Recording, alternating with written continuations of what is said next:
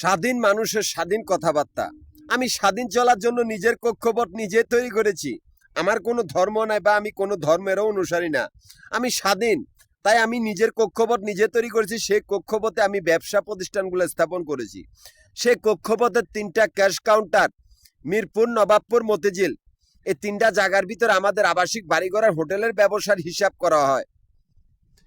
এই 3টা জায়গার থেকে আমার অ্যাকাউন্ট চলিতেছে, অথচ একদল কুকুর, আমাদের এই পালা কুত্তার দলগল, সে কুত্তার বাচ্চাগুলা আমাদের এই ব্যবসা প্রতিষ্ঠানগুলা চাকরি করিয়া ওরা আমাদের এই ব্যবসা দখল করতে বলে উঠা পুইটা লাগছে।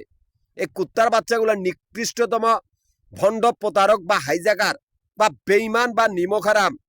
এই কুত্তার বাচ্চাগুলার আস্তান আমার এই ক্যাশ কাউন্টার গুলার সামনে। এই কুত্তার বাচ্চাগুলার আত্মীয় স্বজন গুলা নিকৃষ্টতম হাইজাকার বা নিকৃষ্টতম জঙ্গি সংগঠন।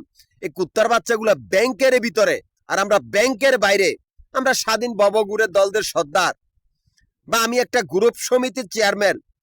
আমারই পালা কুত্তার দল, এই কুত্তার বাচ্চাগুলার আত্মীয় স্বজন গুলা ব্যাংকের ভিতরে আর আমরা ব্যাংকের বাইরে। ওরা আমারই ব্যবসা দখল করতে বলে উঠে পড়ে লাগছে। ওরা আমার জরুরি কাগজপত্র সবকিছু চুরি করছে। এমনকি আমার গ্রুপের সদস্যগুলা মারা গেছে বা কেউ খুন হয়েছে। এই কুত্তার বাচ্চাগুলা আমাদের ক্যাশ কাউন্টার গুলার সামনে আস্তানা কাটছে ওরা আমাদের ব্যবসাগুলা দখল করার জন্য। আমি সেই রাস্তা বন্ধ করে দিছি। এই কুত্তার বাচ্চাগুলা ব্যাংকের ভিতর আর আমরা ব্যাংকের বাইরে।